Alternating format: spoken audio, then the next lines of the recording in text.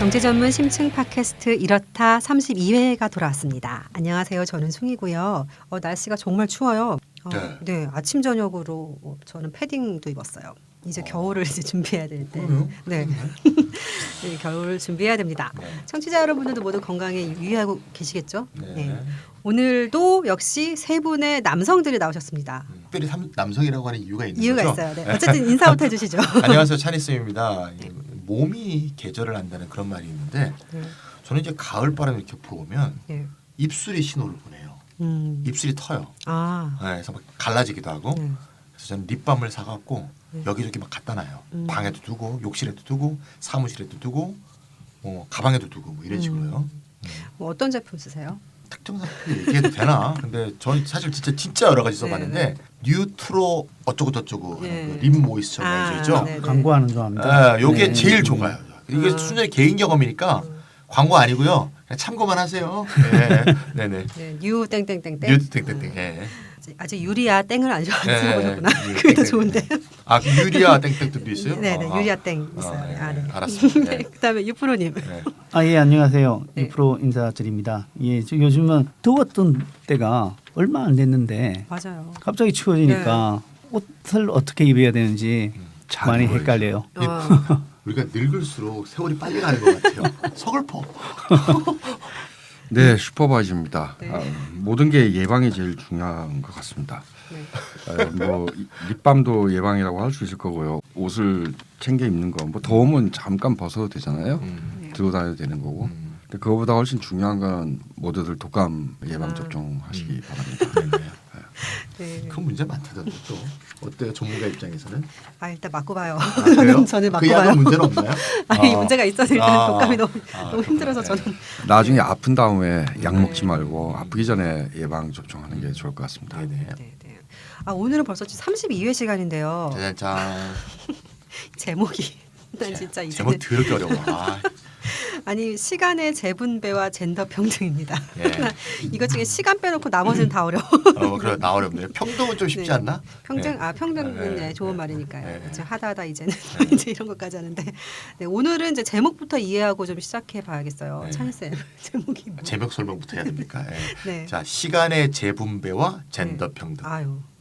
이 젠더는 성이에요, 성. 캐슬?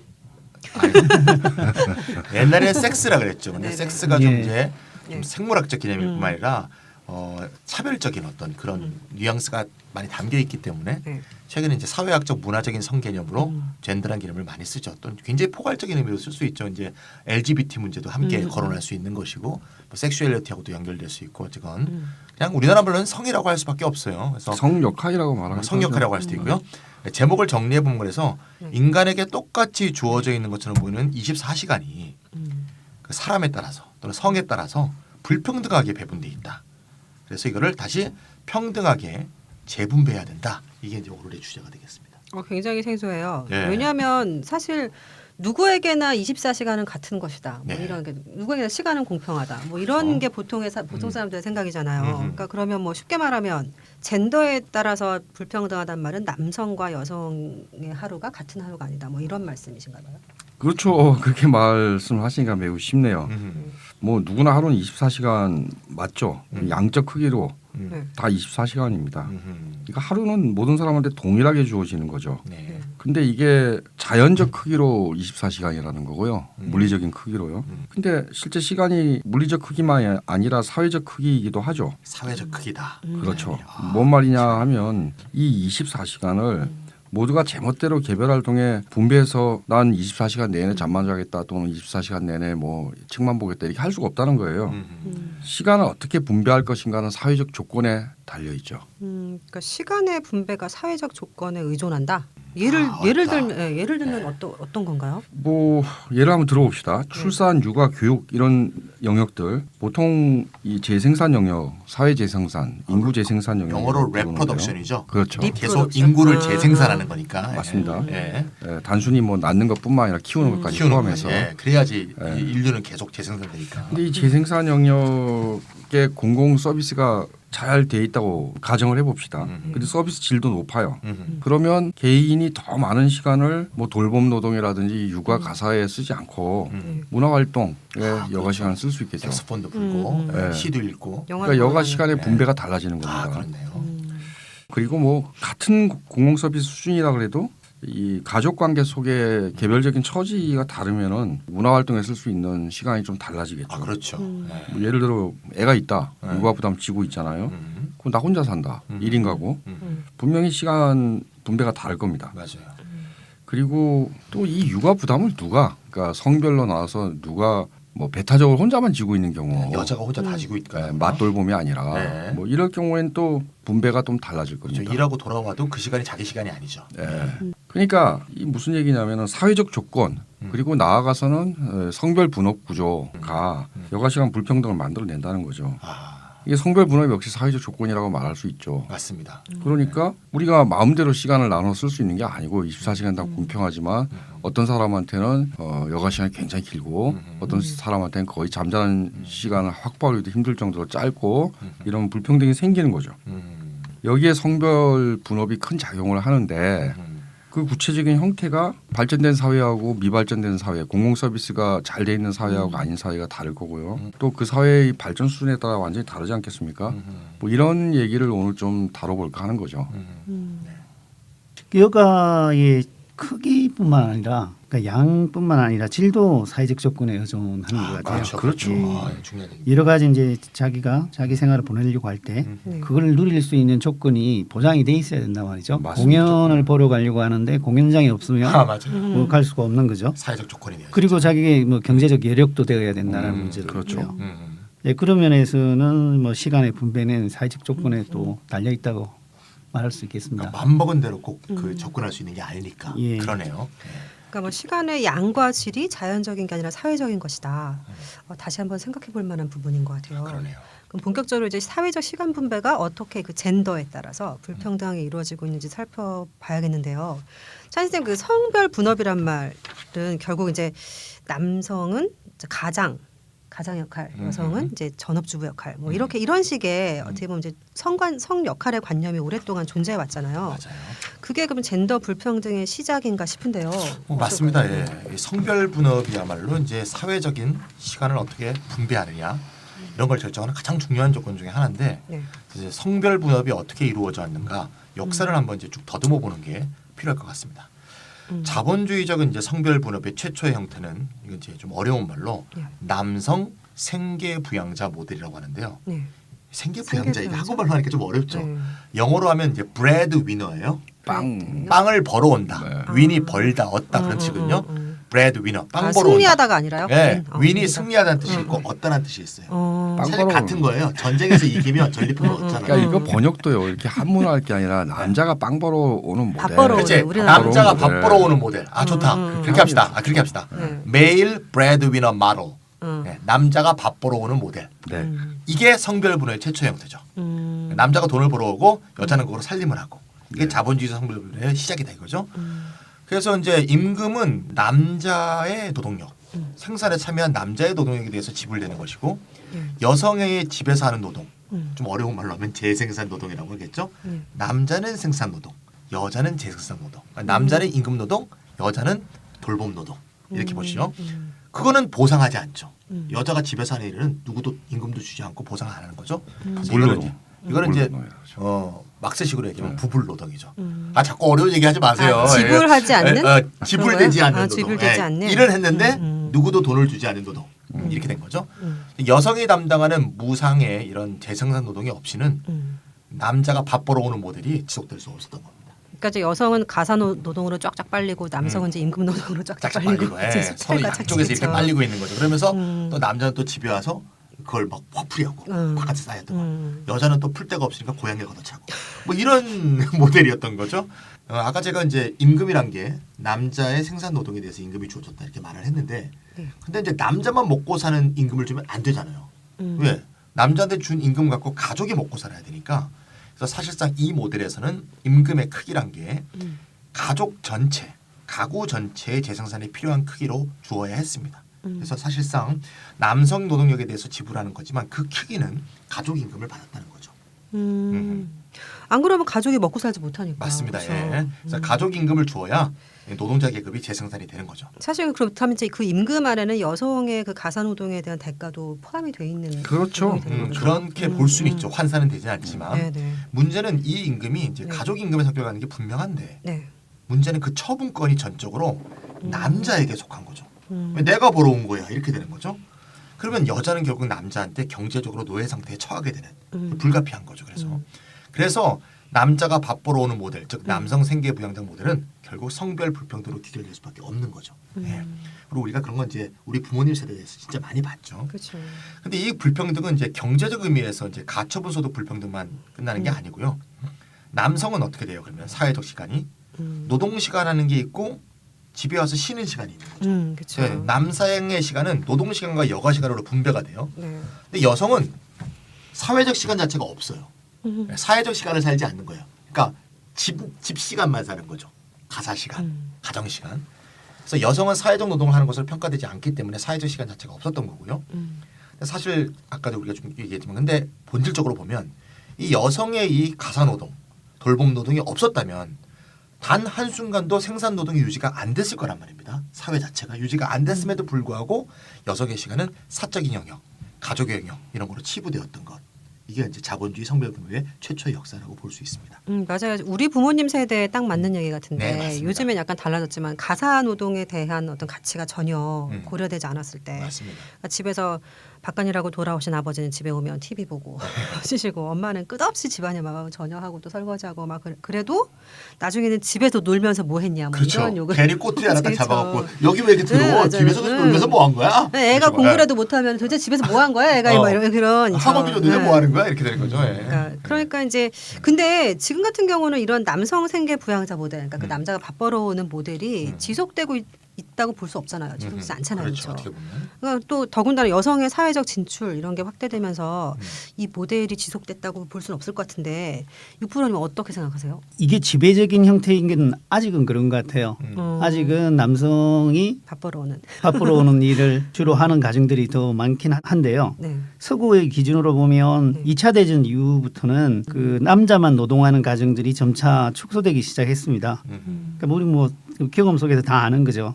여성뿐만 아니라 노동 가능한 대부분의 성인들이 그 돈을 벌어 오지 않습니까? 생계의 부양자가 되는 거죠. 이걸 또다시 어려운 말로 보편적 생계 부양자 모델이라고 하는데요. 이런 모델이 점차 등장하기 시작했죠. 보편적이란 건 남자 여자 모두 그런 뜻이죠. 네, 그런 거죠. 모두 밥 벌어오는 모델이라고 얘기합시다. 이제 최근에 와서 우리나라에서도 이런 모델들이 네, 이제 좀 확대되고 또 있죠. 확대되고 있는 상태죠. 유니버설 브레드위너. 그래서 이제 서구의 예로 친다면은 전후 경제 팽창기가 있지 않습니까? 네네. 그 노동력 수요가 폭발적으로 늘었고 이때 이제 여성 그리고 이주민 노동 시장의 진입이 두드러지게 된 거죠. 그럼 이제 그 보편적 생계 부양자, 그러니까 이게 맞벌이를 비롯한 가족, 맞벌이 포함해서. 네. 남자만 벌어오던 게 아니라 네. 이제 그런 모델이 되면서 그러면 이제 젠더 불평등이 좀 개선이 됐나요? 여성의 경제활동 참가가 늘어나면서 젠더 불평등이 어느 정도 개선된 것은 사실이죠. 그러니까 여성에 대한 이제 형식적으로는 평등한 취업기회, 형식적으로는 그리고 이제 실제로 취업률이 상당히 향상되었고요. 그리고 취업 여성들이 이제 하지 못하는 가사노동을 일부를 공공 서비스가 제공하는 그 사회보장제도가 뒷받침해주는 네네. 그런 형태가 이루어진 거죠. 물론 이런 개선들이 뭐 저절로 이루어지는 건 아니죠. 맞습니다. 저절로 이루어지는 건 없는 것 같아요. 맞아요. 없습니다. 예, 예. 절대 없습니다. 그러니까 1차 세계대전 전후로 여성운동은 주로 이제 참정권 운동으로 이렇게 나타났었는데 2차 대전 이후에서는 노동권으로 주요 그 의제가 바뀌었습니다. 네네. 뭐 그렇다고 해서 이제 보편적인 생계 부양자 모델의 등장이 그 뭐 성별 분업이 철폐됐거나 혹은 젠더 평등이 완전히 이루어진 걸 이야기하는 것은 뭐 전혀 아닌 거죠. 맞습니다. 이제 여성들이 사회적 노동에 종사하게 되었음에도 불구하고 젠더의 불평등은 변형적인 형태로 계속 나타나고 있는 거죠. 그러니까 예전에는 남자는 공식적인 임금 노동, 여자는 비공식적인 돈을 받지 않는 가사 노동 이렇게 이제 분업되던 데서 분업의 방식이 약간 달라진 거죠. 어떻게요? 예, 이제는 제조업 남성 노동자와 서비스업 여성 노동자의 성별 분업이 뚜렷하지 않습니까? 그리고 이제 서비스업 여성 노동에게는 저임금이 이제 주어지게 되는 거죠. 그러니까 옛날에는 남자는 돈을 벌고 예. 여자는 돈을 못 벌다가 이제는 남자는 많이 벌고 여자는 적게 벌고 그런 임금 격차로 바뀌게 된 거예요. 예. 예. 그리고 여성이 사회적인 데 참가하게 되니까 공공 서비스나 사회 보장 제도가 가사노동의 일부를 부담하게 되고 그렇게 되는 거예요. 이런 예. 식으로 바뀌어 온 그런 식으로 거죠. 딱 체계가 된 거네요. 그러니까 유럽의 복지국가 얘기잖아요. 그렇죠. 예, 예. 보육, 뭐 가사 서비스 이런 것들을 통해서 가족 구성원들의 재생산 일부를 이제 그 국가에서 책임을 져주면서 그렇죠. 무료 타가서도 있고 그렇죠. 예, 무료 여성이 유치원, 뭐. 이제 저임금 노동시장으로 진입하게 되는 뭐 이런 과정이었다. 그렇죠. 뭐 이런 이제 딱 말씀이세요. 체계화 된 거죠. 그래서 이제 혹자들은 네. 과거에 이제 남성 생계 부양자가 제공하는 기능을 일부 이제 국가가 제공하게 되지 않습니까? 그래서 국가 가부장제라고 부르기도 합니다. 어쨌든 여성의 사회적 노동의 강범위한 참여는 저임금 노동의 강범위한 공급을 의미하게 됐고요. 결국 전체 임금 수준을 억제하는 기능을 가지게 되었습니다. 여성의 사회적 진출 이건 이제 말 그대로 그냥 근사하게만 생각했는데 사회적 진보죠. 그 자체로는. 그렇죠. 예. 그런데 이것도 뭐 어떤 소수의 여성들을 제외하고는 나머지 일반 보통 여성들은 상당히 많은 또 차별적인 그런 요소가 있었구나 이렇게 생각이 드는데요. 그러면 이제 마지막으로 1980년대 이후에 신자유주의가 되면서 우리가 이제 늘 항상 계속 했던 말들이 유럽식의 그 복지국가 모델도 막 흔들리고 붕괴하고 막 그랬잖아요. 네. 그럼 이제 지금까지 살펴본 국가가 이제 가족의 재생산을 책임을 어느 정도 져주던 그 보편적 생계 부양자 모델 이것도 따라서 같이 붕괴했을 것 같은데 어떤 슈퍼바이저님 어떤가요? 그러니까 일단 그렇죠. 말씀하신 대로 이제 신자유주의가 본격화 되고 그러면 그 전에 이제 국가가 사회 서비스를 제공해 줬잖아요. 이게 점점 이제 축소를 해 가죠. 그런데 어쨌건 여성 노동력이 노동시장에 계속 진출해야 되는 거니까. 그러니까 이것을 공급은 해줘야 돼요. 그럼 그렇죠. 어떻게 했겠습니까? 시장화했죠. 영리 기업이 되는 그렇죠. 거죠. 예. 서비스 시장화하고 영리화하는 이제 경향이 이제 점점 나타납니다. 80년대부터 한국은 뭐 이런 과정 거치지도 않고 딱 그냥 바로 처음부터 넘어갔죠. 넘어갔지만 집에서 기르다가 그렇죠. 이제는 우리 산후조리원으로 돈 내고 주변을 하는. 보시면 뭐 다 이제 돈 내고 좋은 병원에서 애 낳고 애 낳으면 비싼 돈 내고 산후조리원 들어가고 뭐 애 키우려면 비싼 돈 내고 어린이집 가고 그다음에 사교육 뭐 이렇게 쭉 이렇게 가는 거 아닙니까? 사실 한 사람을 키우기 위해서 전부 시장에서 해결을 해야 되는 게 됐죠. 아니죠. 공공 서비스 뭐 이런 얘기들을 보면 되게 좋은 거잖아요. 복지, 사회 복지. 우리 얘기가 아니야. 그러니까 그게 좋은 건 다 건너뛰고 첫 번째에서 그냥 건너뛴 게 어떻게 그런 복지 국가의 그런 단계를 건너뛰었어요. 우리는 두 번째 단계는 없죠. 그렇죠. 첫 번째에서 그냥 바로 신자유주의로. 맞습니다. 그게 문제인데요. 그러니까 압축 성장했기 때문에 신자유주의하고 최초의 복지가 같이 외환위기 이후에 등장하는 그런 맞아요. 나라니까요. 황당하죠. 그런데 아무튼 복지국가 시대를 거쳤던 유럽도요. 이 80년대 이후 그리고 특히 이제 대륙 유럽 같은 경우 90년대 이후에 국가가 보장하던 이제 가족의 재생산 서비스를 점점 줄이고 좀 질이 저하되거나 또는 질 좋은 서비스 시장을 만들어서 상류층 그쪽에서 시장에서 구매하도록 하거나 뭐 이런 식으로 바뀌게 됩니다. 영리병원 있고 그렇죠. 뭐 공공병원 있고 이런 식으로. 네, 뭐 그렇게까지 완전히 간 경우도 있고 억지하고 있는 경우도 있고 그렇지만 전체적으로 볼 때 과거처럼 전부 다 국가가 통일적인 서비스를 모든 국민한테 제공해 주는 거 아니게 됐다는 거죠. 맞습니다. 차별화가 일어났고 시장화가 일어났습니다. 근데 이게 보편적 생계 부양자 모델이 이미 수립돼 있잖아요. 그러니까 공공 서비스는 이제 공급을 해줘야 되는 겁니다. 여성이 계속 사회적 노동을 해야 되니까요. 근데 이것을 시장화하면 어떻게 되겠습니까? 원래 보편적 생계 부양자 모델 안에서도 제조업 서비스업에 대해 성별 분업이 있었던 건데 그 제조업 서비스의 성별 분업 안에 젠더 불평등이 더 첨예하게 되는 거겠죠. 첫째는 남성 제조업 노동은 계속 정규직 형태인데 서비스부터 여성이 많이 진출해 있는 부분이잖아요. 부터 비정규직화, 불안정 노동화가 진행이 됩니다. 또 그것만이 아닙니다. 이 공공 서비스에서 시장 서비스로 바뀌게 되면요, 구매를 해야 되잖아요. 네. 그럼 여성들이 이 구매할 수 없는 여성들이 생겨납니다.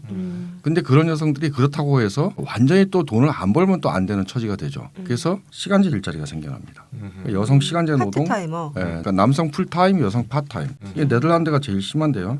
네덜란드 시간제 노동의 75% 정도 여성 노동입니다. 시간제 비중이 네덜란드 제일 심합니다. 40% 넘는 걸로 알고 있고요. 그러니까 네덜란드에 이어서 두 번째로 시간제가 많은 독일의 경우도요. 초단 시간 노동인 미니잡의 3분의 2가 여성이죠. 이 얘기는 고용 형태에서 남성 정규직, 여성 비정규직 그리고 시간 격차가 또 발생해서 남성 풀타임, 여성 파타임 이렇게 성별 분업이 변형돼서 재생산되고 있다 이런 겁니다. 원래는 제조업 서비스업 정도였죠. 임금 격차로만 나타났던 거죠. 이젠 시간 격차까지 나타나고 고용 형태 격차까지 나타나는 겁니다. 그러니까 이제까지 얘기를 한번 정리해 보면 이렇게 되는 것 같아요. 성별 분업도 이제 단계가 있었는데 1단계는 남성은 임금 노동, 여성은 가사의 부분 노동, 돈을 받지 않는 노동. 그렇죠. 2단계는 남성은 제조업, 그리고 여성은 저임금 서비스 노동 이렇게 됐는데 이제 3단계는 남성은 정규직 노동, 여성은 저임금의 비정규직 노동. 점점 더 심해지네요. 그러게요. 네. 그러니까 여성 노동이 원래 가뜩이나 저임금이었는데 네. 이제 비정규직화되면서 더욱 이제 성별 분업이 고착화됐다 이렇게 볼 수 있는 것 같아요. 예, 뭐 한국 예로 한번 봐볼까요? 네. 한국은 물론 이렇게 1단계, 2단계, 3단계를 거친 게 아니라 뭐 3단계 딱 나타나 버린 거지만 1단계에서 그런데 일단 여성 노동자 임금은 남성 노동자 임금의 2014년 기준으로 13%예요. 73%. 임금 격차 있죠. 네. 성별 임금 격차라 말할 수 있습니다. 그런데 그것만 있느냐? 사실은 노동 시간 격차도 점점 늘어나고 있습니다. 성별 노동 시간 그렇죠. 격차네요.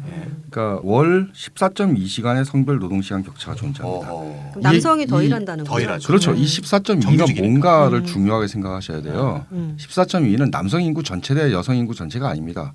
남성 취업자, 여성 취업자를 그렇죠. 비유한 겁니다. 맞습니다. 그러니까 여성 취업률이 적고 전업주부가 많다 이런 문제가 아니라는 거예요. 일을 하고 있는 경우에도 14.2시간을 적게 일하고 있다. 비정규직이 많다는 거죠. 여성은. 그렇습니다. 왜 이렇게 됐을까? 보편적 생계부양자 모델, 그러니까 남녀 다 돈 벌어오는 모델. 이게 여성 노동력을 노동시장을 끌어내리는 효과가 있었죠.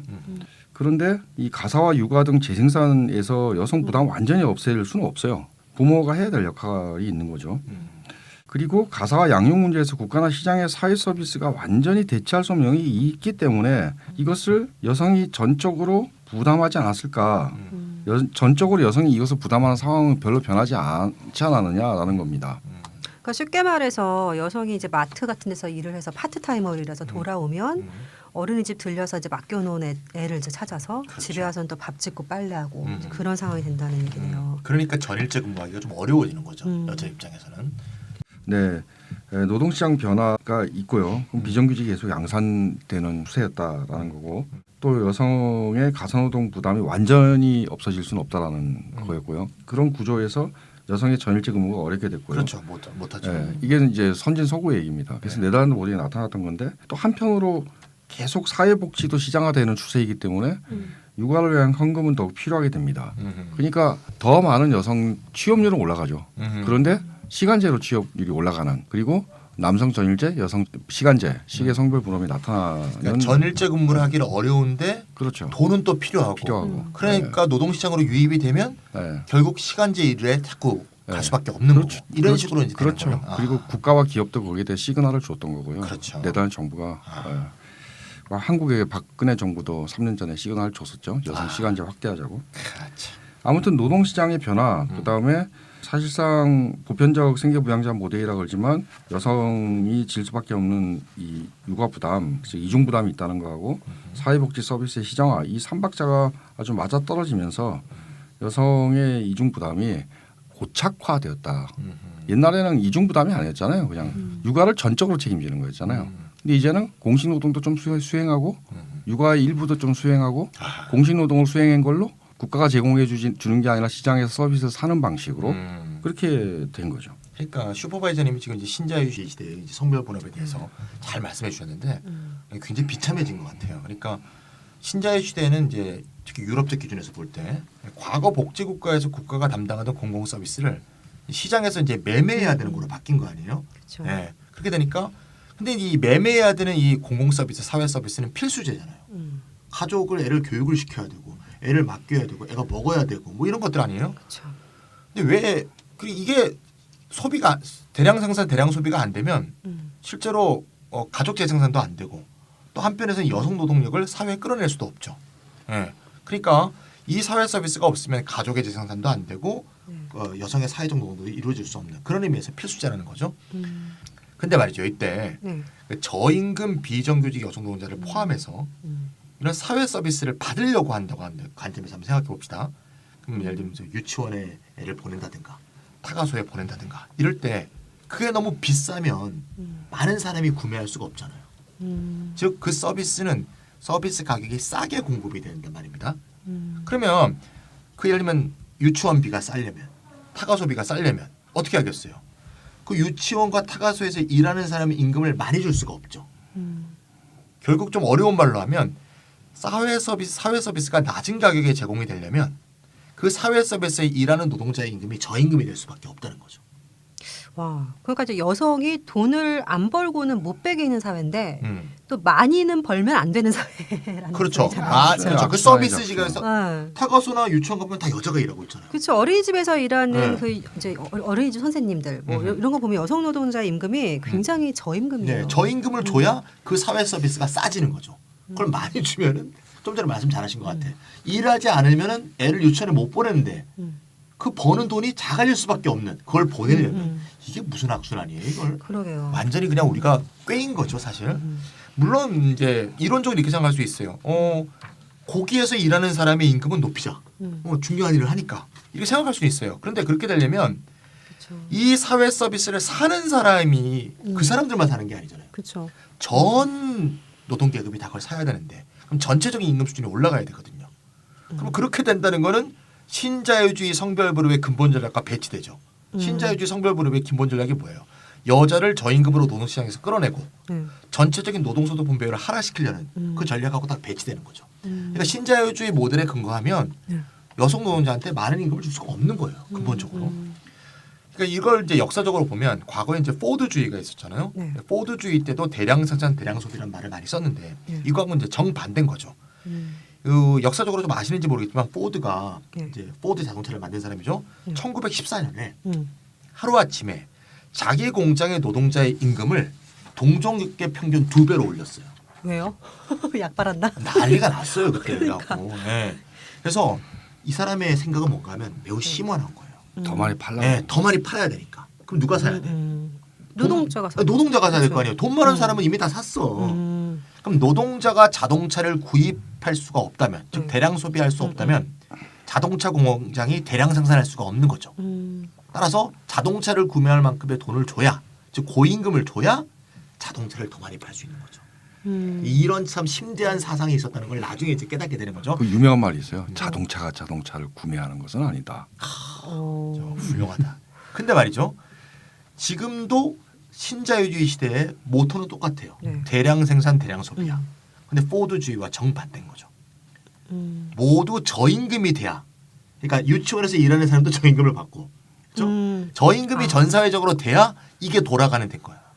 그러니까 신자유주의적 성별분업이란 건 전 사회적인 저임금 체제의 확보를 통해서만 돌아가는 그런 체제가 된 거예요. 그래서 싼값에 공급하겠다. 네, 싼값에 계속 싼값에 돌아가는 거죠. 네. 시장화 됐으니까 이제 이런 비극이 생기는 거죠. 맞습니다. 국가가 해야 되는 건데. 네. 공공 서비스가 없고. 그러니까 흔히 이제 여성이 일 나가서 이제 돈을 버는 건 그나마 애들 학원비 대려고, 뭐 유치원비 대려고, 뭐 이래서 벌 수 있다. 그래서 좋다 이렇게 말하잖아요. 그나마 너는 일이 있으니까 얼마나 좋니 이런 얘기 많이 하죠. 그래도 이거라도 어디야? 뭐 이거라도 이런. 어디야 그렇게 얘기하잖아요. 근데 생각해 보면 교육 뭐 이런 부분들은 사회의 재생산적인 부분이잖아요. 그렇죠. 사회 구성원을 맞아요. 길러내는 거니까 네. 국가가 책임져줘야 되는 게 맞는 것 같거든요. 맞습니다. 예. 근데 국가는 뭐 나몰라라 하고 전부 시장에서 구매를 해라. 그러니까 학원비라는 건 결국 사교육의 영역인데. 맞아요. 일을 한다고 해도 시간제, 파트타임 뭐 이렇게 직고리 같은 월급 받으면서 이중으로 고생하게 되고요. 맞아요.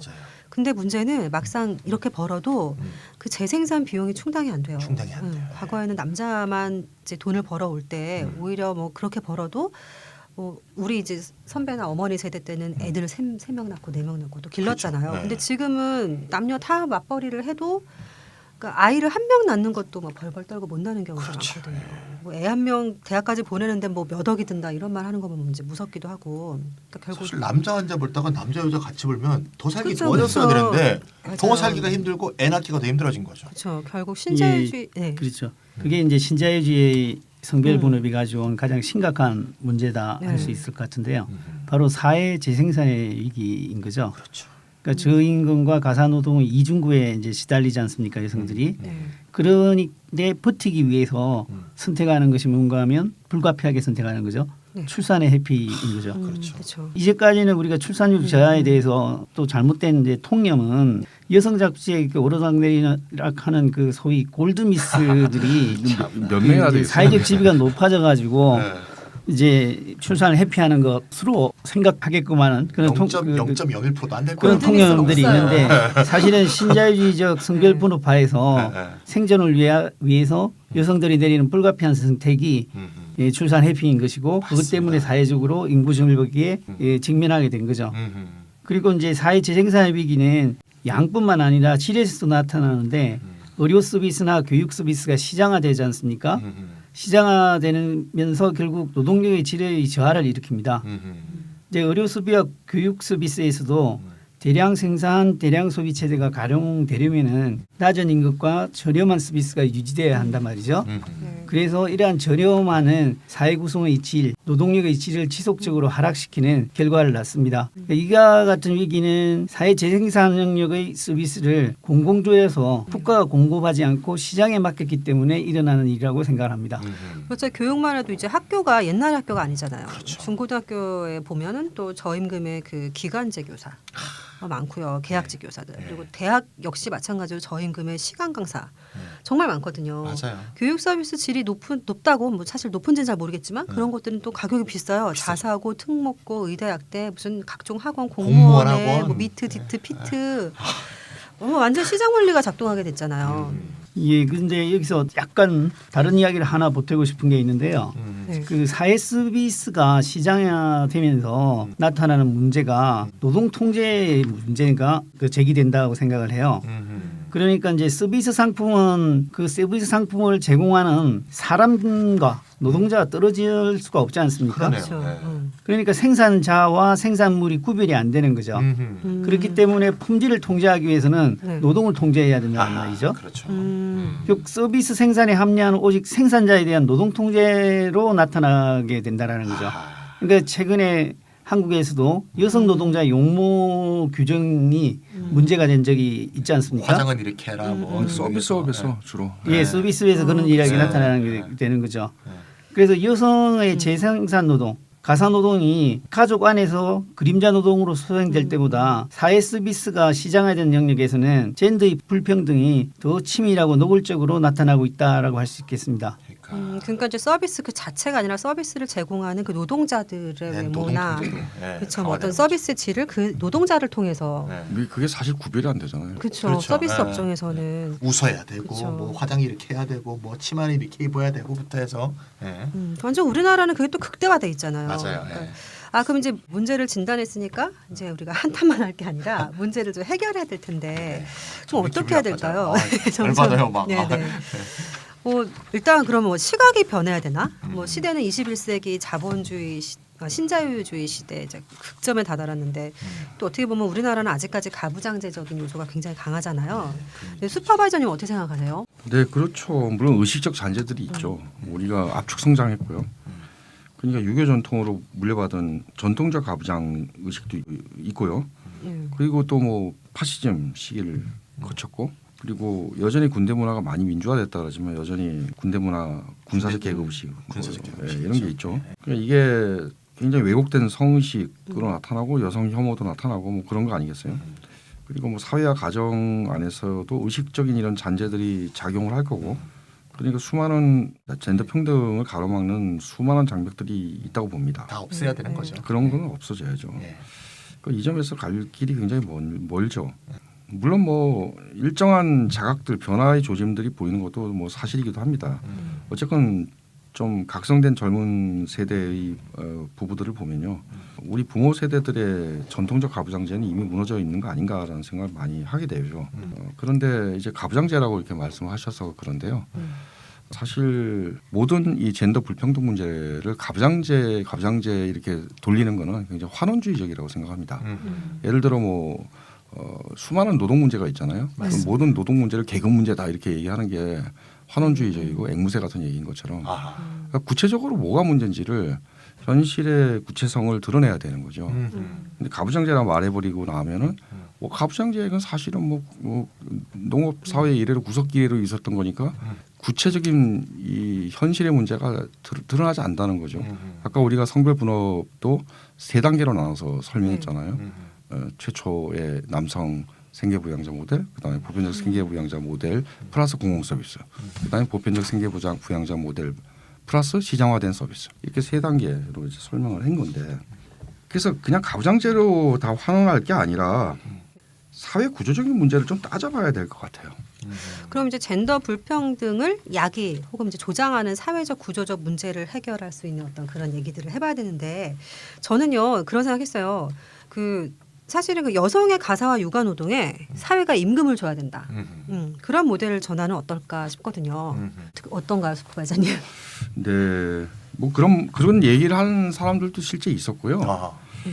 많이 얘기됐죠. 네, 여성의 그렇죠. 가사노동을 환산해서 네. 사회적 노동을 지급하는 방법이 계산, 어떻겠냐. 네, 뭐 영국 여성학자 2명이 그게 계산한 모델도 있고요. 그런데 뭐 제가 많이 좋아하는, 뭐 많이 참조했던 낸시 프레이저라는 사람이 있는데요. 이 사람은 그 모델을 이제 돌봄 제공자 동등성 모델이라 이렇게 말을 해요. 말도 어렵다. 돌봄 어렵네. 제공자, caregiver parity. 페널티. 그러니까 그 돌봄, 애들을 돌보고 가사를 돌보는 사람이 동등하다. 그렇죠. 는 모델이네요. 네. 그런 모델이라고 명명을 했어요. 그런데 이 사람이 이 모델을 찬성하는 건 아니고요. 네. 그죠? 낸시 프레이저가 생각할 때 돌봄 제공자 동등성 모델은요. 이제 여성이 가사노동을 한다. 근데 이것을 공식적인 임금노동하고 동등하게 제어하자. 이런 주장입니다. 그러니까 임금노동과 동일한 수준으로 가사노동 수당을 지급해라. 그다음에 가사노동과 병행되는 파타임 노동 조건을 개선해라. 그다음에 가사노동도 임금노동과 대등한 자격으로 사회보장체제에 편입시키자. 이런 주장들로 나타날 수 있겠죠. 낸시 프레이저는 아무튼 이 모델이 문제가 있다고 봅니다. 왜 그러나 하면 재생산 노동, 그러니까 가사, 육아, 돌봄에다가 소득을 부여한다, 직접적으로. 그렇게 해도 이 성별 소득 격차가 사라지겠느냐라는 문제가 남아있다는 거예요. 심지어 노동시장에 여성이 진입을 해도 여러 가지 성별 분업이 나타나고 그 성별 분업의 결과로 성별 임금 격차가 나왔던 거잖아요. 근데 이걸 그냥 진입하지 말고 그냥 가사노동을 보상하자 이렇게 할 때 이게 격차가 사라지겠느냐 문제가 있다라는 거고요. 그래서 오히려 그렇게 하면은 성별 소득 불평등을 더 고착화시킬 수도 있다라고 생각합니다. 그렇겠네요. 그리고 아무튼 이렇게 생각하는 사고 방식 자체가 재생산 노동을 주변화하는 거 아니냐, 거꾸로. 주변적인 노동으로 사실 치부하는 거죠. 그렇죠. 재생산 노동을 인정해라 그러면서 스스로는 주변하고 있다, 이렇게 비판을 합니다. 제 생각은 여기에 하나 더 덧붙일 수 있을 것 같은데요. 어쨌건 이것은 가사노동을 승인하고 인정하고 심지어는 가격까지 지불하는 거잖아요. 그렇게 해서 해결하자는 건데, 근데 어쨌건 우리가 보편적 생계 부양자 모델 이후로, 그러니까 남녀가 다 맞벌이하는 모델을 한 거고, 그러면서 그게 공공 서비스에 의해서 서구에서 5, 60년대에 발전했듯이 복지국가 때 또는 뭐 신자유주의식의 시장화된 서비스 자본에 의해서건 이미 우리가 탈가족화하고 있어요. 그러니까 이 추세를 뒤돌리는 건데 꼭 그래야 되는 거냐라는 질문을 던질 수 있겠죠. 그러니까 공공 서비스에서 제공이 되건 돈 주고 사건 간에 어쨌건 사회 속에서 해결되던 걸 다시 가정으로 끌고 오는 거니까. 그거는 좀 아닌 거 다시 아니냐. 원임금을 줄 테니까. 그건 아닌 거 아니냐. 그러니까 돈 줄 테니 애 키워라 이 말인 거잖아요. 그렇게 돼버리는 거죠. 그건 약간 역행적인 면이 그렇죠. 있네요. 그런 면에서는 안 주는 것보다 낫지만. 그렇죠. 실제로 이제 중부들하고 대화를 해보면 어린이집에서 애를 맡기다가 다시 직접 집에 와서 키우라 그러면 진짜 힘들다 그러더라고요. 아니 애 보느니 나와서 일한다는 사람 굉장히 많아요. 네, 맞아요. 그러니까 저희 또 주부들도 보면 애들이 방학하는 게 제일 싫다 그러더라고요. 맞아요. 그런 것도 많이 하죠. 그러니까 애들의 급식 서비스를 사회 서비스로 제공이 됐는데 그거를 다 해줘야 되잖아요, 그렇죠? 네. 그게 되돌리는 면이 있네요, 진짜. 낸시 프레이저가 아주 날카롭게 시작했네요. 그래서 일단 저는 이제 그건 인정해야 된다는 거고요. 두 번째는 그런데 그렇다고 해서 이 가족 안에 재생산 노동을 100% 사회화할 수 있다고 생각해서는 탈가족화 할 수 있다, 완전히 이렇게 해서는 아니다라는 뭐, 거예요. 공장에서 그냥 그렇죠. 출산을 해야 되고 수유도 해야 되니까. 그렇죠. 그리고 어쨌건 그 부와 부모가 해야 될 역할이 일이 있습니다. 그렇죠. 이게 근데 그것을 부와 모가 같이 하는 게 아니라 모만 하는 그게 이제 여성의 이중 부담 문제인 건데요.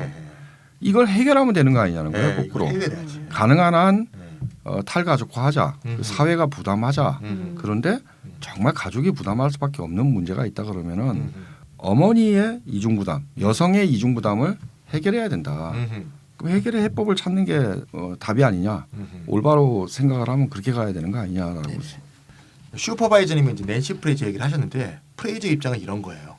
예, 보편적 생계부양자 모델이라는 게 있잖아요. 남자 여자가 다 나가서 바깥에서 일을 하는 거. 또 돌봄 제공자 동등성 모델 좀 전에 말씀하셨죠. 이거는 반대죠. 여자가 돌봄 노동을 하고 그걸 인정하고 그거를 소득 형태로 사회가 보상해야 된다. 이 두 개 다 젠더 불평등에 대한 완전한 대안이 아니라고 보는 거예요. 이것은 이제 월스톤 크래프트라는 여성주의자가 또 있었는데 이걸 이제 딜레마라 그랬어요. 즉 젠더 평등이 실현되는 젠더 중립적 사회에 대한 요구가 하나 있는 거고 또 전통적으로 여성이 담당해왔던 그 재생산 영역에 대한 인정과 보상 이 두 개가 있는데 하나를 선택하면 다른 하나를 버려야 되는 그 딜레마처럼 여겨진다는 거죠. 즉 쉽게 말해서 여자가 바깥 일을 하면 가정을 버려야 되는 것처럼 보이고 가정을 지키려고 그러게 되면 여성의 사회적 진출이 봉쇄되는 이런 딜레마처럼 느껴진다는 거죠. 그렇네요. 예. 그래서 이것이 실제로 과거 역사에서 볼 때 여성 운동의 두 가지 주로가 이거로부터 배태가 됐어요. 그러니까 여성이 공식 경제에 더 많이 참여해야 된다는 공식 경제 중심주의적인 여성 운동이 있었고 거꾸로 가사 노동에 대한 공적 보상과 지원을 해야 된다는 가사 노동 중심주의라는 이런 두 가지 경향이 과거에 존재했었거든요. 이것이 바로 여성 운동이 이런 두 개의 조류가 생겼던 것 자체가 이런 이제 딜레마를 표현하고 그렇죠. 있다는 거죠. 어렵네요. 예, 어렵습니다. 유프로님 그러면 유프로님 생각하시는 어떤 해결 방법은 뭐라고 있죠. 생각하세요? 그러세요? 예. 뭔데요? 저는 노동 시간 단축이 아주 중요하다고 생각을 해요. 아이 개뜬금 평등 얘기하고 있는데 노동의 근데 젠더 얘기하는데 왜 갑자기 노동 얘기가? 노동 시간 단축이 왜 들어보세요. 필요한가? 네. 일단 제가 말씀드리면요. 네. 지금 현재의 그 남자는 주로 전일제, 네. 여성은 시간제 이렇게 그 성별 분업이 이루어지고 있지 않습니까? 네. 그런데 노동 시간을 단축하게 된다면은 여성들이 전일제를 택할 수 있는 가능성이 훨씬 더 높아진다라고 할 수가 있는 거죠. 어떻게 그렇죠? 이제는 전일제를 근무하더라도 가정을 돌보고 다른 일과 조화시키기가 쉬운 거죠. 아 전일제 시간 자체가 확 줄겠군요. 그렇다면은, 그렇죠. 예. 9시가 10시가 12시가 일하는 게 아니겠죠. 그러니까 전일제가 그렇죠. 주니까 시간제 일하는 사람은 해당 사항이 없는 거고요. 노동 그러네요. 시간 단축에. 전일 전일제가 주니까 노동 시간을 노동 뭐 좀 심한 이야기지만 4시간으로 한다. 노동 수요가 늘어나. 4시간으로 한다고 그러면 충분히 아. 할 수가 있는 거죠. 그러니까 노동 시간 단축은 정규직과 비정규직의 성별 분업 저 자체를 해소할 수 있는 여건을 이제 조성할 수가 있다고 생각이 중요한 들고요. 얘기네요. 예. 그리고 노동 시간 단축은 성별 임금 격차를 줄이는 데도 기여할 수 있다고 봐요. 물론 노동 시간 때문에 노동 시간의 차이 때문에 성별 임금 차별이 다 나타나는 건 아니거든요. 그렇지만 노동 시간을 줄이게 되면은 노동 시간의 차이에 따른 성별 임금 격차는 어느 정도 해소할 수 있다라는 거죠. 그렇죠. 최저임금 이제 좀 지탱이 되면서 그건 이제 뭐 따로 별도의 정책 수단을 마련하면 될 거고 네네. 그러고 나서도 남아 있는 임금 격차가 있다 그러면은 성별 임금 격차는 그건 다른 정책 수단으로 해결해야 되겠죠. 그리고 이제 노동 시간이 단축되면은 남자가 여가 시간을 재생산 노동에 투입할 수 있는 즉 가사 그렇죠. 노동에 드릴 수 있는 시간이 많아집니다. 아하, 뭐 제 같은 경우에 7시 퇴근했을 때와 9시 퇴근했을 때 애들을 돌보고 하는 게 많이 달라지거든요. 스스로 많이 느끼시는 거죠. 네. 예, 노동 시간이 들면은 많아진 여가 시간을 가사를 분담하는데 남성이 투입을 할 수가 있기 때문에 그래서 요새 일찍 퇴근하시는구나. 그러면 여성들은 이제 공동으로 가사 노동을 하게 되면서 또 다른 시간적 여가 시간이 남게 되지 않습니까? 이것을 사회적인 참여로 돌릴 수가 있는 거죠. 그러네요. 이제 의식 전환도 상당히 중요하고 사실 한국 남자들 생각 많이 바뀌어야 됩니다. 그렇지만 그 바뀐 생각을 또 실천하기 위해서는 사회적 여건이 달라져야 되는 거죠. 예, 중요합니다. 예. 노동 시간 단축이라고 그러면 일하는 시간만 줄인다고 생각하는데요. 그 반대를 생각하시면 됩니다. 여가 시간이 늘어나는 거고 남성이 여가 시간을 다르게 분배할 수 있는 객관적인 가능성이 생기는 거죠. 그게 시간의 재분배군요. 그렇죠. 그러니까 이제 노동 시간 단축은 여성에게 정규직 그리고 이제 전일제. 사실 그 전일제라고 하는 건 그 줄어든 노동 시간을 줄어든 전일제죠. 전일제겠죠. 그 일자리를 더 많이 공급하게 되고 또 노동 시간 격차에서 왔던 그 임금 격차도 없애주고 또 재생산 노동에 쓸 수 있는 여가 시간을 더 이제 공평하게 제공할 것이다. 이렇게 정리할 수 있겠네요. 예, 정리는 정말 잘하십니다. 제가 아까 이제 낸시 프레이저가 이제 보편적 생계부양자 모델하고 돌봄 제공자 동등성 모델 두 개를 다 비판했다고 이제 말씀드렸는데 그 왜 비판했냐면요. 프레이저는 이 두 개 모델이 다 남성 중시성에 갇혀 있다고 보는 거예요. 이거 굉장히 이제 중요한 얘기인데 무슨 말씀인가 하면 이 남성적 규범, 남성적 생활 패턴을 인정하는 가운데 과거부터 이제 남성의 노동으로 여겨져 왔던 것을 재분배하는 거에만 관심이 있었다는 거죠. 그러니까 예를 들면 남자가 일하던 바깥 사회적 노동 이거를 어떻게 여자한테도 재분배할 것이냐 이런 거 있잖아요. 이렇게 또 남자가 얘한테 임금을 줬다면 어떻게 여자가 하던 일에도 임금을 줄까? 이런 식으로 그런 어떤 기존의 규범을 갖고 남성의 노동으로 여겨져 왔던 걸 어떻게 재분배하는가 여기에만 관심이 있었기 때문에 남성 중시적 패턴이었다는 거예요. 프레이저 생각에는 실질적인 성평등은 여성의 노동으로 과거부터 여겨져 왔던 것 다시 말해서 가사 돌봄 노동 이거를 재분배해야 된다는 거예요. 쌈박하네요. 쌈박하죠.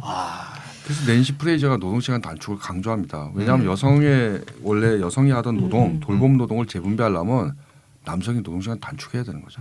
그래서 이걸 낸시 프레이저는 이렇게 젠더 차별적인 노동 분업이 해체되고 남녀가 함께 공식 노동도 하고 가사 노동도 함께 하고 이런 모델을 보편적 양육자 모델. 또 한국말이 어렵네요. 유니버설 케어기버. 남자 여자 함께 돌봄을 하는 모델 이렇게 얘기하는 거죠.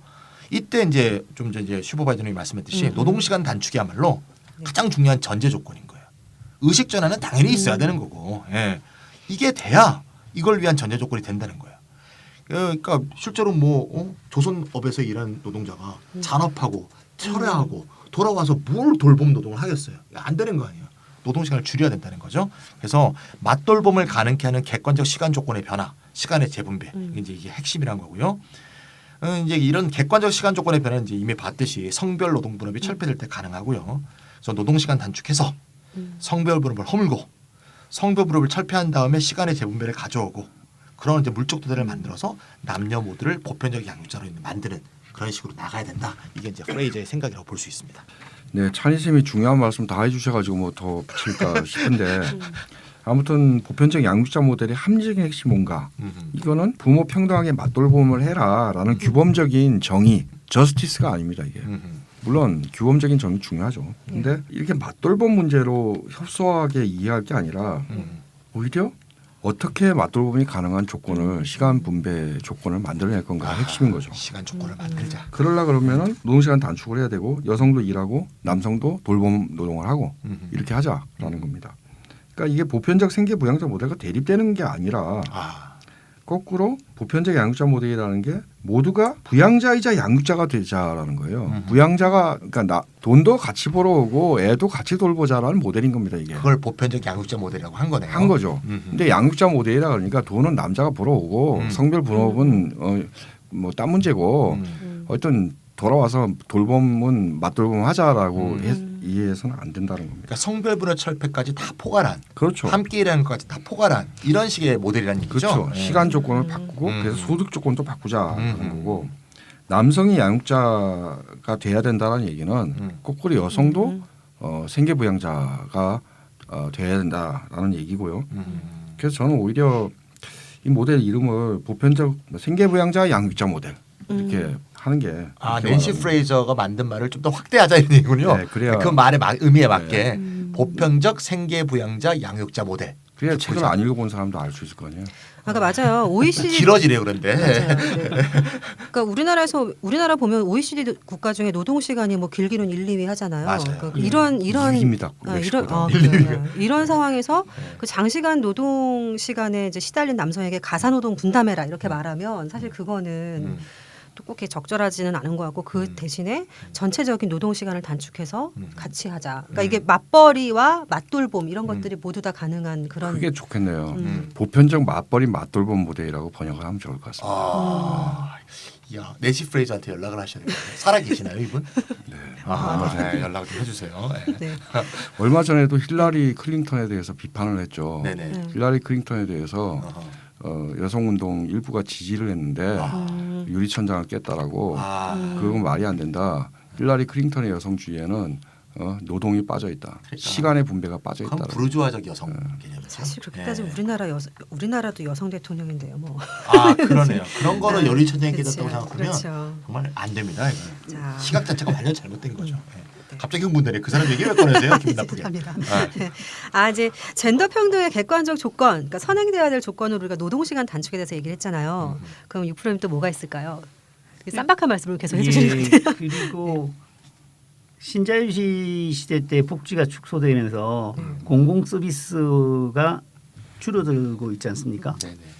또 뭐 한국 같은 경우는 뭐 생기지도 않았죠, 우리는. 줄지는 않는다 하더라도 확대가 네. 되는데 네. 그 장애가 있지 않습니까? 네네. 그런데 그런 공공 서비스를 저가로 국가가 공급해야 된다고 생각을 합니다. 그리고 거기에 일하는 이제 노동자들은 또 대부분 이제 서비스업이기 때문에 여성들이 많단 말이죠. 그래서 임금을 인상해야 된다고 생각하고요. 당연히 재정 지출이 늘어나게 되겠죠. 맞습니다. 그건 또 세금으로 부담해야 되는 거고요. 맞습니다. 그 서비스 분야에는 이제 여성 참여가 이제 두저지다고 말씀드렸는데 네. 이들에 대해서 임금을 인상하게 된다면은 성별 임금 격차가 상당히 크게 완화될 수 있을 걸로 보고요. 맞습니다. 이걸 이제 노동시간 단축과 이제 관련지어서 이야기를 해보면 노동시간 단축은 일단 아까 말씀드렸듯이 생산하는 데서 사회생활에서의 성별 분업을 해소하는 데 기여하지 않습니까? 맞습니다. 그리고 또 가사노동에서 남자와 여자가 분담할 수 있는 여지를 많이 만들어주잖아요. 이제 이에 반해서는 사회 서비스가 이제 더 활성화된다고 한다면은 생산 영역에서의 성별 임금 격차도 이제 줄여줄 수가 있는 거죠. 그리고 이제 가능한 수준에서는 가사노동을 탈가족화할 필요가 있다. 이게 가사노동 자체가 사회적으로 이제 비중이 줄어들게 할 필요가 있는 거죠. 근데 그때는 국가가 예전에 가정이 맡던 일을 상당히 많이 맡아줘야 되는 거죠. 이제 이렇게 된다고 하면은 우리나라에서 가장 처지가 열악한 여성이 어떤 건가 하면은 나가서도 돈을 별로 벌지 못하는 사람들. 그렇죠. 그러니까 나가서 벌어봤자 저임금이기 때문에 차라리 애나 키우는 게 낫다라고 생각하는 사람들도 있단 말이죠. 이제 이런 사람들도 노동시장에 참가할 수 있는 객관적 조건이 마련되는 거죠. 맞습니다. 마지막이 중요한 겁니다. 공공 서비스 확대가 정말 중요한 거네요, 진짜. 예. 저는 다른 또 대안으로 기본소득 이거 꼭 얘기를 또 해야 될 것 같습니다. 이게 굉장히 젠더 평등에서 굉장히 중요한데 저번에 우리 기본소득 지구 네트워크 대회 했잖아요. 네네. 거기 우리 독일 좌파당 공동대표 왔었죠. 카티아 캐핀. 카티아 캐핀 연방의회 의원이기도 하고요. 네네. 이분이 얘기하시더라고요. 그때 강연에서 독일의 여성 노동자한테 당신한테 지금 기본소득을 얼마 주게 되면 제일 먼저 하고 싶은 게 뭐냐? 그랬더니 이혼. 이거 딱 했다는 거예요. 파괴적이다. 네. 무서워. 근데 이게 굉장히 중요한 얘기인 거죠. 기본소득은 어느 정도 범위 내에서 개인의 경제적 독립성을 보장하는 거죠. 그러면 여성이 저임금 일자리를 노후할 수 있게 되는 거잖아요. 네. 임금 협상력을 가져다 주는 거잖아요. 그러네요. 그렇게 되면 이제 가족 안에서도 남성 생계 부양자에 대한 그 경제적 예속성을 약화할 수 있게 되는 거고 또한 또 이제 가족으로 돌아와 보면 기본소득이란 건 이제 다른 사회 보장하고 결정적으로 다른 게 뭐예요? 가구 단위로 주지 않잖아요. 그렇죠. 한 개인 단위로 주는 거잖아요. 그러면 남자도 50만 원, 여자도 50만 원, 애는 뭐 30만 원, 뭐 이런 식으로 다 받는 거 아니에요? 그러면 억압적인 가족 관계. 아까 그 이혼이라고 대답한 분들은 그 가족 관계가 자기한테 행복하지 않다고 느낀 분이겠죠. 참고 사는 거죠. 그렇죠. 억압적 가족 관계, 부당한 부부 관계가 있다면 거기에 대해서 노후할 수 있는 기반을 만들어 준다는 거죠. 그래서 가족 구성의 자유를 내가 원하는 가족을 구성할 수 있는 자유를 보장할 수 있는 기반을 마련해 줄 수 있게 되는 거죠. 그리고 마지막으로 얘기하면 이제 또 기존의 이제 복지제도는 심사를 하잖아요. 그렇죠. 근데 아무래도 빈곤한 사람이 여성이 더 많죠. 그렇죠. 여성 빈곤율이 높은 상황에서는 심사를 하는 사람들이 주된 대상이 주로 여자가 되거든요.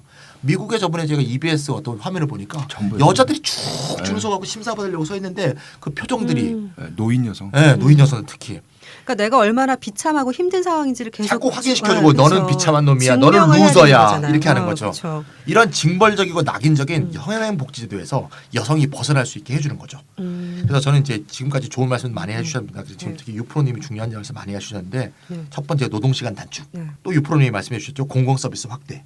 요 두 개에다가 기본소득을 딱 더한다면 이거야말로 활용 정점이 아니냐 이런 생각 딱 듭니다. 뭐 이거는 굉장히 획기적인 네. 얘기라서 네. 그 젠더 평등이라는 용의 눈을 딱 그림. 찍는 거죠. 그런 용을 그런 타고 세상, 이렇게 싹 그런 올라갈 세상이 수 있는. 승천하는 세상이 왔으면 좋겠다는 생각이 듭니다. 좋습니다. 네. 노력합시다. 네. 뭐 저야 뭐 기본소득 주장자로서 이제 찬희쌤 얘기에 100% 동의하는데요. 약간 설명이 필요한 부분은 좀 있어요. 네. 기본소득 관련해 갖고 논쟁이 약간 있습니다. 뭐냐면은 기본소득을 줄 때 이 기본소득이라는 게 가사 양육 등 부불 재생산 노동에 대한 사회적 인정의 의미를 담잖아요. 네. 그런데 그러면은 저임금 여성 노동자들이 기본소득 받으니까 노동시장에 참여하지 않고 가족으로 돌아가지 않을까 이런 우려를 갖고 있는 여성주의자들이 있습니다. 근데 기본소득 주장하는 사람들이 답은요. 여기에 대해서 답을 해야 되는 거잖아요. 그러면 그렇죠. 안 돌아간 거다라고 얘기를 해야 되는 거잖아요. 음. 근데 이 답이 다르게 나와요. 그러니까 동문서답꼴로 답을 하는데 네. 이런 답들을 합니다. 네, 안 그렇습니다. 기본소득이 지급되면 가족 안에서 여성 및 남성에 대한 자치권이 늘어납니다. 여성의 협상력이 높아집니다. 경제적으로 독립할 수 있다 이런. 그리고 그래서. 여성의 시장에 대한 협상력도 높아지기 때문에 여성이 저임금 일자리를 거부할 수 있을 겁니다. 그렇게 되면 남성도 가사노동 참여율이 높아질 거고 임금은 전체적으로 상승할 겁니다. 이렇게 큰 그림만 얘기합니다. 근데 말이에요. 이게 답이 될까요? 언뜻 보면 이게 상반된 얘기인 것 같은데 사실 동전의 양면이에요. 자, 기본소득이 저임금 노동부터 여성을 철수시키겠죠? 그렇죠. 여성이 그런데? 이제 더 이상 조금 죽고를만한 월급 받고 일하는 거는 안 이제 하려고 거부하겠죠. 그러겠죠. 네, 네. 그런데 가사노동 관련해서는 여성의 협상력이 커지겠죠. 뭐 나도 돈 받는데 말이야. 같이 일하자 이렇게 하겠죠. 이게 동전의 양면이라는 거예요. 물론 이 효과는 지급되는 액수에 따라 달라질 수 있습니다. 많이 지급할 경우에 이 효과가 확실히 나타날 거고요. 높은 금액을 좀 적게 지급하면은 뭐 이런 효과 확실히 나타나지는 않고 그래도 뭐 저임금 일자리를 조금은 해야 되겠네라는 식의 현상이 나타날 수도 있습니다. 그래서 이 문제에 대해 제대로 답을 할 필요가 있다. 물론 저는 공공서비스와 기본소득의 결합해서 이 답을 찾아야 된다고 생각을 하는데 유프로님께서 아까 공공서비스 이 말씀을 하셨으니까 유프로님 의견을 좀 들어보도록 당연히 하죠. 공공서비스의 강화가 이루어져야 된다고 생각을 해요. 맞습니다. 기본소득론자들 중에는 보수적인 입장을 가진 사람들도 있지 않습니까? 네네. 기본소득을 도입하는 대신에 다른 사회복지 공공수비를 축소하자라는 이야기를 한단 말이죠. 지금의 핀란드 정부 같은. 아니요. 핀란드 정부는 축소하자고 그런 적은 없고요. 축소한 적은 없어요. 현금 수당을 기본소득에 통합하자라는 정도 얘기만 있고 북유럽에서는 공공서비스 축소하는 얘기는 하기 힘듭니다. 이미 많이 축소할 만큼 많이 축소돼 있고요. 더 이상 축소하면 헌법 위반입니다. 이런 얘기를 하는 건 일본이죠. 예. 일본의 기본소득 우파들 근데 이제 얘기하죠. 일단 공공이익 서비스가 축소돼 버리면 네. 기본소득 도입은 여성을 또다시 가족에만 묶어놓는 그렇죠. 재가족화가 일어날 가능성이 상당히 높다고 봅니다. 그래서 이제 돌봄 노동을 이제 유상으로 주는 무상에서 유상으로의 돌봄 노동으로 바뀌는 그 정도의 효과밖에 없을 것 같아요. 생산이나 가사 노동에서의 완전한 젠더 평등으로 가는 길을 오히려 가로막는 거죠. 그럼 이제 기본소득이 아까 얘기한 돌봄 제공자 동등성 모델에 불과하게 되는 거죠. 그렇게 되는 거죠. 예. 그래서 이제 기본소득이 실질적인 효과를 내기 위해서는 공공서비스의 확대와 같이 가야 된다고 생각을 하고요. 결국 생계 부양과 돌봄 양영역에서 젠더 평등이 동시적으로 추구되기 위해서는 두 개 다 기본소득과 공공서비스 확대가 동시에 이루어져야 된다. 맞습니다. 그러니까 이 기본소득이 아주 이중적인 역할을 하고 있는 건데요. 아주 정말 접착제 같은 역할을 합니다. 한편으로는 기본소득은 일 안 해도 받는 거잖아요. 그러니까 공식 노동에서 일을 안 해도 그게 소중한 사회적으로 필요한 일이었다라고 인정해주는 역할을 하는 겁니다. 그러니까 그동안 여성이 수행해오던 여러 가지 공식 노동 이외의 재생산 활동 이거에 대한 사회적인 승인이죠. 그런 면이 있죠. 근데 임노동만 가치가 있는 거 아니다라고 말하는 측면이 있다는 거예요. 그런데 다른 한편으로 노동시간 단축하고 또 공공서비스 확대하고 결합해서 기본소득을 도입을 한다면요. 이 사회적 시간 분배를 아주 젠더 평등하게 전환하는 수단 역할도 합니다. 그러니까 생산 및 재생산 모두에 대해서 완전히 평등하게 전환을 하자는 거고 그런 두 가지 역할을 한다는 거죠. 하나는 승인, 하나는 전환 수단. 승인이자 전환이다. 그렇죠. 이런 역할을 한다. 이게 사실 페미니즘에 그동안 있었던 두 가지 요구하고 이제 결합이 되는 건데요. 그러니까 낸시 프레이저도 그런 얘기를 했지만 페미니즘이 지금까지 언뜻 상반돼 보이는 두 가지 요구를 했어요. 하나는 여성의 차임 및 가사노동의 가치에 대한 인정을 해라 이런 요구를 했어요. 차이를 주장한 거죠. 차이에 대한 승인을 주장한 겁니다. 근데 다른 한편에서는 사회경제적 맥락에서 재분배해달라라는 주장을 계속 해왔어요. 이건 동등성을 요구하는 거죠. 그렇죠. 이 두 가지 요구를 일종의 횡단 교정한다는 거예요. 횡단 교정. 두 가지를 서로 교차시키면서 교정한다는 거예요. 그래서 승인과 전환이 동시에 이루어지게 한다라는 거예요. 아까 그 창희 선생님 말씀하신 그 월스턴크라프트의 딜레마, 승인과 분배의 딜레마를 해결하기 위해서 이론적으로 보면 기본소득이 굉장히 중요한 페미니즘을 재구성하는 데 굉장히 중요한 열쇠말이 됩니다. 하긴 저도 이제 어떻게 보면은 사회로 진출해서 이제 임금 노동을 하는 여성이나 아니면 집에서 돌봄 노동을 하는 여성이나 그 선택이 어떤 장벽이 없어야 된다고 생각하거든요. 그런 의미에서 이제 이런 모델이 참 좋다고 생각을 하고 요즘에 보면 이제 노동운동 하시는 분들 중에는 뭐 최저임금 노동시간 축소, 비정규직 철폐 이런 것들을 굉장히 목소리 높여서 주장하시면서 생산연화에서의 불평등 해소만 이제 보시는 분들이 있어요. 또 그리고 요즘에 또 그 핫 이슈가 됐던 여성주의 문제를 보면 또 이것을 여성운동의 영역에서 여성 고유의 문제로만 또 이 문제를 좁히려는 사람들도 좀 보이거든요. 이제 이게 또 사실 남성들의 이제 각성, 의식 전환 이게 필요하기도 하지만 또 이것만 있다고 해서 젠더 불평등의 문제가 완전히 해소될 거라는 생각은 좀 하기가 좀 힘들어요. 남성의 의식 전환이 굉장히 중요한 거지만 사실은 그런 의식 전환 이전에 객관적인 사회 전환이 먼저 또 함께 일어나야 되는 게 맞지 않나 생각을 객관적 변화와 주관적 변화가 함께 그치. 일어난다. 그렇죠. 그런 것들을 또 오늘 확인할 수 있었다는 생각이 들고요. 그러면서 오늘은 또 노동과 여성, 뭐 생산과 재생산, 또 소득과 시간의 분배 혹은 이제 재분배 이런 것에 대해서 다시 한번 생각해 볼 수 있는 좋은 시간이었던 것 같습니다. 역시 또 기본소득이 역시나 중요한 역할을 할 수 있다 이것도 깨달았고요. 네, 이것으로 이제 이렇다 32회를 마칠까 합니다. 날씨가 가을 날씨가 정말 좋아요. 이제 좀 있으면 단풍놀이 갈 시즌이겠네요. 우리 시간이 네. 연구소에서 한번 갑시다. 여가 시간을 어떻게 연구소만큼 이걸 노동 시간을 째야 돼요. 여가 시간은 아니고. 째야 되는. 째야 됩니다. 노동 시간을 짤 수 있는. 제가 짤 수 있게 하겠습니다. 네. 알겠습니다. 네. 자, 그럼 청취자 여러분 다음 시간에 또 뵙겠습니다. 안녕히 계세요. 네, 안녕히 계세요. 안녕히 계세요.